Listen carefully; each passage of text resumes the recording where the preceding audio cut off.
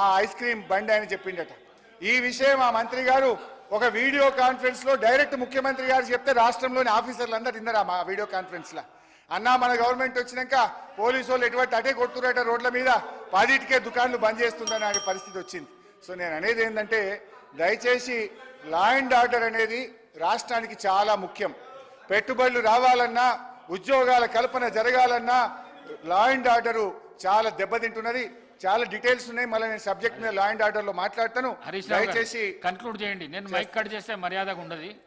Conclude చేయండి please. దయచేసి law and order మీద దృష్టి పెట్టండి. మరి జరుగుతున్న మర్డర్లు, రేపులు, రాబరీలు 1,00,000కు పైగా 8 నెలల కాలంలో ఈ రాష్ట్రంలో కేసులైనాయి. దాన్ని సమీక్ష చేయాలని మీ ద్వారా ప్రభుత్వాన్ని కోరుతున్నా. వీలైతే వివరాలు ఇవ్వండి అధ్యక్ష. ఇకపోతే సరే ఇవన్నీ చాలా విషయాలు ఉన్నాయి. ఈ ప్రజాపాలన గురించి ఏం చెప్పారు అధ్యక్ష? వాళ్ళు గతంలో రాహుల్ గాంధీ గారు కూడా చెప్పినారు. ప్రజా దర్బార్ మే హర్ దిన్ జనతా సే హమారా చీఫ్ మినిస్టర్ మిలింగే అని చెప్పారు. కానీ ప్రజాపాలన ముఖ్యమంత్రి గారు నేను ప్రమాణ స్వీకారం చేస్తున్నా, ఇనుప కంచెలని వడగొడుతున్నా, ఇక రేపటి నుంచి పోతున్నాను ఒక్కనాడు పోయింది ముఖ్యమంత్రి గారు. తర్వాత ముఖ్యమంత్రి గారి నుంచి మంత్రులకు పోయింది, మంత్రుల నుంచి ఐఏఎస్. రామ్మోహన్ రెడ్డి గారు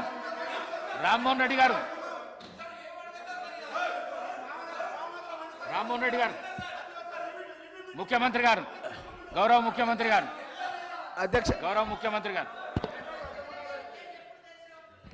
సార్, ఈ సభ బడ్జెట్ మీద చర్చ సందర్భంగా వాస్తవాల ప్రాతిపదికన మాట్లాడాలని మా భావన. అందుకే ప్రతిపక్షాలకు ఇంత సమయం ఇచ్చి వాళ్ళు విలువైన సూచనలు ఏమైనా చేస్తే తప్పకుండా ఈ ప్రభుత్వం తీసుకుంటున్న నిర్ణయాలలో సహేతుకమైన సూచనలు ఉంటే తీసుకొని ముందుకు వెళ్ళాలన్నది మా ప్రభుత్వం యొక్క ఆలోచన. అందుకే ప్రతిపక్ష నాయకుడు రాకపోయినా వాళ్ళ పార్టీ తరఫున ఎవరు మాట్లాడినా ఆ సమయం అంతా వారికి ఇచ్చినాం. ఇది మా ప్రభుత్వం ఉదారంగా వ్యవహరిస్తున్న విధానం, సభ నడపడానికి సహకరిస్తున్న విధానం అధ్యక్ష తమరి నాయకత్వంలో. అయితే సభను సభ్యులు తప్పదోవ పట్టించినప్పుడు రికార్డులను సరిదిద్దాల్సిన బాధ్యత సభానాయకుడిగా నా మీద ఉన్నది అధ్యక్ష. ఎందుకంటే ఈ సభలో నిటారుగా నిలబడి నోరు తెరిస్తే సత్యదూరమైన అంశాలను ప్రస్తావించి మేమేదో కేంద్ర ప్రభుత్వంతో నిటారుగా నిలబడి కొట్లాడినాం, మీటర్లు పెట్టమంటే మేము పెట్టనన్నాం, 30,000 కోట్ల రూపాయలు వచ్చేది ఉన్నా, అప్పులు తీసుకునే అవకాశం ఉన్నా మేము తిరస్కరించినాం అని చాలాసేపు ఉపన్యాసం ఇచ్చిండు అధ్యక్ష. ఎంత అబద్ధం అంటే నేను సంతకాలు పెట్టిన డాక్యుమెంట్లు ఈరోజు సభలు పెట్టదలుచుకున్నా అధ్యక్ష. వాస్తవంగా వారు ఏమైనా సూచనలు ఇస్తారేమో రాసుకొని తద్వారా ఏమైనా సవరించుకొని ముందుకు వెళ్దామన్న ఆలోచనతో మేము మా సభ్యులందరూ అందరం వచ్చి కూర్చున్నాం అధ్యక్ష.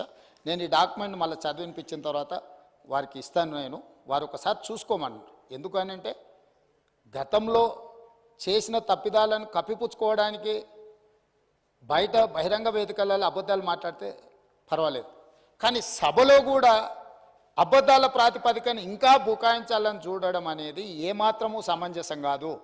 అందుకే ఈ రికార్డులను సవరించడానికి ఈ వాస్తవాలని, ఈ ఒప్పందాలను నేను ఈరోజు సభలో పెడుతున్నా అధ్యక్ష. Tripartite memorandum of understanding ministry of power government of India and government of Telangana and Telangana state power distribution companies.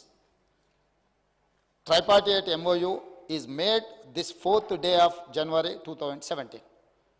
అంటే 3 పార్టీలు, కేంద్ర ప్రభుత్వము, తెలంగాణ రాష్ట్ర ప్రభుత్వము, డిస్కామ్లు అంటే విద్యుత్తు సరఫరా చేసే సంస్థలు, 3 సంస్థలు కలిసి కేంద్ర ప్రభుత్వంతో ట్రైపార్టైట్ అగ్రిమెంటు జనవరి 4 తారీఖు 2017 నాడు అగ్రిమెంట్ చేసుకున్నారు అధ్యక్ష.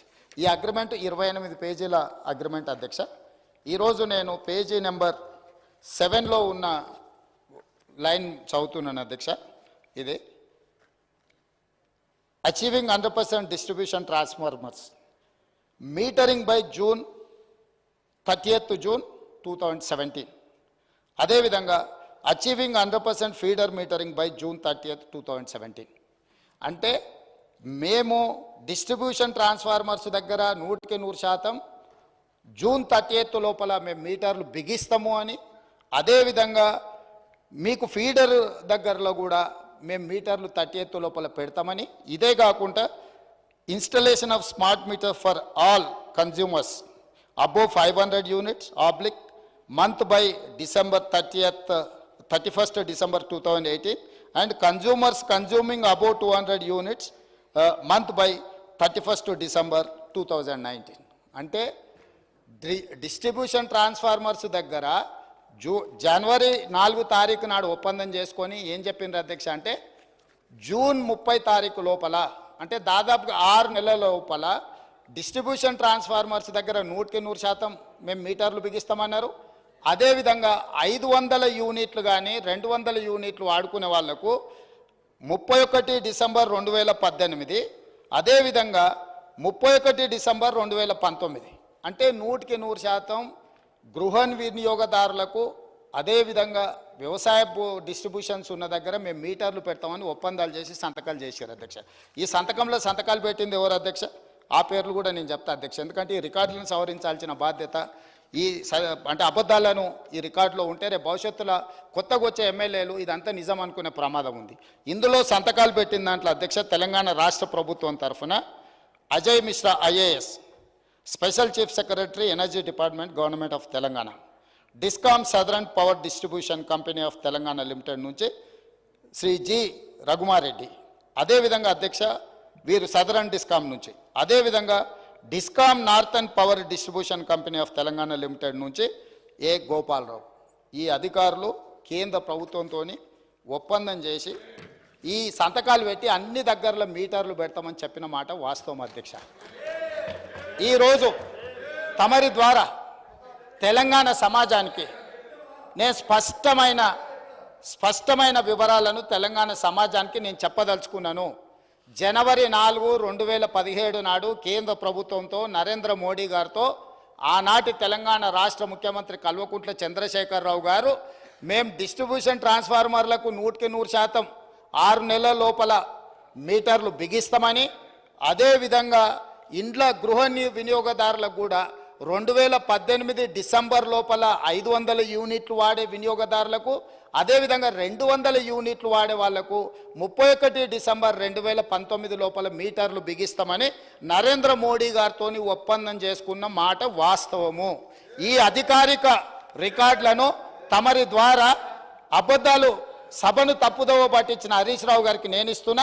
అదేవిధంగా వారు మాట్లాడిన అబద్ధాలు అన్నిటిని కూడా రికార్డులను తొలగించి ఆ రికార్డులను సవరించాల్సిందిగా తమరికి విజ్ఞప్తి చేస్తున్నాను అధ్యక్ష. తమరి ద్వారా వారికి రికార్డు నేను ఇవ్వదలుచుకున్నా, ఎందుకంటే ఆ కాగితాలు ఎక్కడున్నాయో మాకేం తెలుసు మీరేంది అని. అందుకే అధ్యక్ష మా వెంకటరెడ్డి గారు ఒక మాట చెప్పారు, వారికి హాఫ్ నాలెడ్జ్ అని. వారికేమో హాఫ్ నాలెడ్జు, పెద్దానికేమో ఫుల్ నాలెడ్జు. ఇక మేము ఏం చేస్తాం అధ్యక్ష? కాబట్టి అందుకే సభలో వాస్తవాలు మాట్లాడితే బాగుంటుంది అధ్యక్ష. అది పంపించండి అధ్యక్ష. సరే, అది నేను చూసి దాని మీద స్పందిస్తా అధ్యక్ష. ప్రజలకైతే తెలుసు కదా అధ్యక్ష, ఈ రాష్ట్రంలో ఏ వ్యవసాయ బావి దగ్గరనైనా ఏ రైతు కన్నా మా ప్రభుత్వం మీటర్ పెట్టిందా అధ్యక్ష? మీటర్లు పెట్టినామా అధ్యక్ష? ఇవాళ ముఖ్యమంత్రి గారు నిజంగా మేము 30,000 కోట్ల అప్పు తెచ్చే అవకాశం ఉన్నా తేలేదు అని నేను చెప్పాను. 30,000 కోట్ల అప్పు మేము తెచ్చామా 0.5 FRBM చెప్పమనండి. We have not taken any single rupee on electricity reforms. ఇదే విషయం నేను చెప్పినా దానికి నేను కట్టుబడి ఉన్నా. ఆ పేపర్ పంపండి, చదివి రేపు నేను సభలో డీటెయిల్గా దానికి సమాధానం చెప్తాను అధ్యక్ష. అధ్యక్ష, ముఖ్యంగా బీసీల విషయంలో ఈ ప్రభుత్వం ఆనాడు కామారెడ్డి డిక్లరేషన్లో 1,00,000 కోట్ల రూపాయలు బీసీలకు ఖర్చు పెట్టాం 5 ఏళ్లలో అని చెప్పారు. అంటే 1,00,000 కోట్లు అంటే సంవత్సరానికి 20,000 కోట్లు బడ్జెట్లో పెట్టాలి. కానీ గౌరవనీయులు ఆర్థిక శాఖ మంత్రి గారు ఈ బడ్జెట్లో కేవలం 9,000 కోట్లు మాత్రమే పెట్టారు. అది ఎట్లా ఖర్చు పెట్టారు, మరి ఆ 1,00,000 కోట్లు ఎట్లా నింపుతారో కూడా వారు చెప్పాలి అధ్యక్ష. అధ్యక్ష, ముఖ్యంగా చేనేత కార్మికులు, నేను పేదల గురించి బీసీల గురించి మాట్లాడుతున్నా, దళితుల గురించి, మైనార్టీల గురించి. అధ్యక్ష, మీరు అధికారంలోకి వచ్చిన తర్వాత చేనేత కార్మికుల నోటికాడ బుక్ ఎత్తగొట్టారు. 14 మంది చేనేత కార్మికులు ఆత్మహత్య చేసుకున్నారు. దయచేసి రివ్యూ చేయండి, చేనేత కార్మికులకు ఆర్డర్లు ఇవ్వండి, వాళ్ళ బకాయిలు ఇవ్వండి, వాళ్ళ ఆత్మహత్యల్ని నివారించాలని మీ ద్వారా ప్రభుత్వాన్ని నేను కోరుతా ఉన్నాను. ఎందుకంటే వాళ్ళు రోడ్లెక్కి ధర్నాలు చేస్తున్నారు, బంద్ కాలిస్తున్నారు. తొందరగా నిర్ణయం తీసుకోండి అధ్యక్ష. అధ్యక్ష, ఎంబీసీ కులాలకు ప్రత్యేక మంత్రిత్వ శాఖ పెట్టామన్నారు, ఆ ఊస రాలేదు. మైనార్టీల కోసం हमारे मुसलमान भाइयों के लिए, बहनों के लिए ये लोग वादा करे 4,000 करोड़ बजट में रखते बोल के बोले, लेकिन सिर्फ 3,000 करोड़ रुपए रखे हैं। ये सरकार बड़े भाई के रास्ते में छोटे भाई चल रहा साहब, वहाँ बड़े भाई के पास या कोई एमपी मुसलमान नहीं है, कोई मिनिस्टर मुसलमान नहीं है, या अपने राज्य में भी ये बड़े भाई के गवर्नमेंट में एक मुसलमान के एमएलए नहीं है, एक मुसलमान के एमएलसी नहीं है, ये हुकूमत में कम से कम मुसलमानों को मिनिस्टर भी नहीं दिया है। ये मैं पूछना